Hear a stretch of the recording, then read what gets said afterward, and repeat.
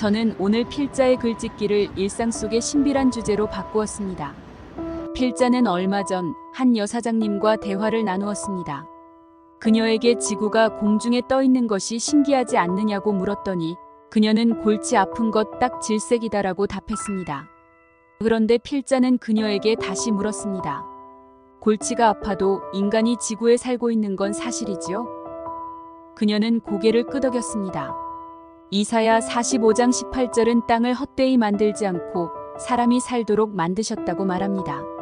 그리고 그녀에게 생로병사에 대해 어떻게 생각하느냐고 물었습니다. 그녀는 그런 것은 생각하면 피곤하다고 답했습니다. 그래서 필자는 다시 물었습니다.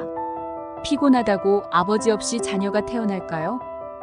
첫 인간의 조상이 있으셨겠죠? 그녀는 잘 모르겠다고 했습니다. 모른다고 조상 없이 인간이 태어날까요? 필자는 상대를 너무 괴롭히며 답하기 싫은 질문으로 상대의 마음을 알아내었습니다. 누가복음 3장 38절에 첫 인간의 이상은 하느님이라고 말합니다. 그 다음 저는 한 70대 남성에게 진리가 있다고 생각하느냐고 물었습니다.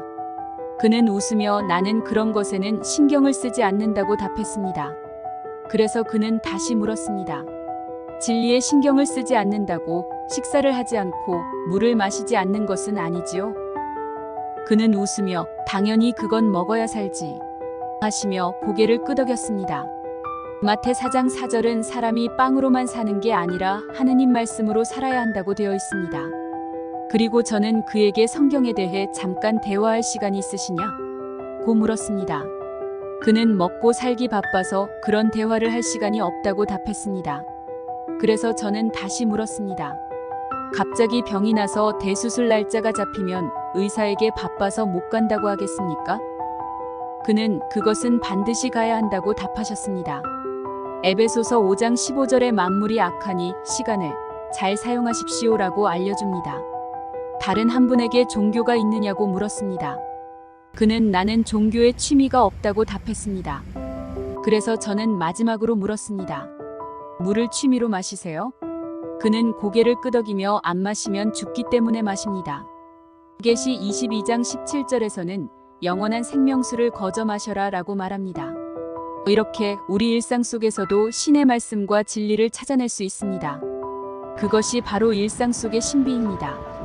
그러나 이 모든 것이 우리의 삶에 어떤 영향을 미치는지 생각해 볼 필요가 있습니다. 우리는 종종 바쁜 일상 속에서 중요한 것들을 잊어버리곤 합니다. 필자를 만나신 분들은 모두 신을 믿지 않아 보입니다. 그러나 성경을 읽으시고 정말 신이 존재한다는 걸 확신하신다면 반드시 신의 뜻대로 살려고 노력하실 겁니다.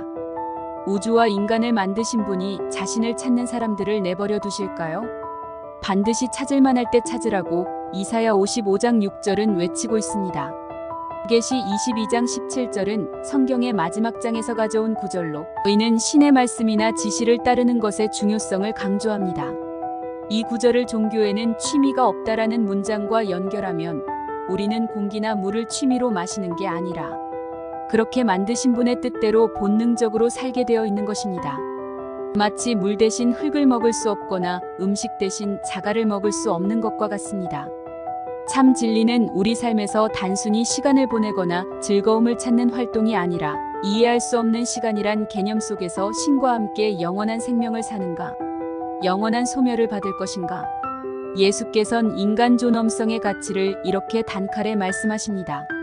온천하보다 중요한 것은 당신의 생명입니다. 자신을 부인하고 나를 따르십시오라고 마태 16장 24절에선 말합니다. 알아야 행하고 행하면 인간 이해 초월의 기쁨이 옵니다. 그럴 때 당신은 영원히 살고 있는 중이시기 때문입니다.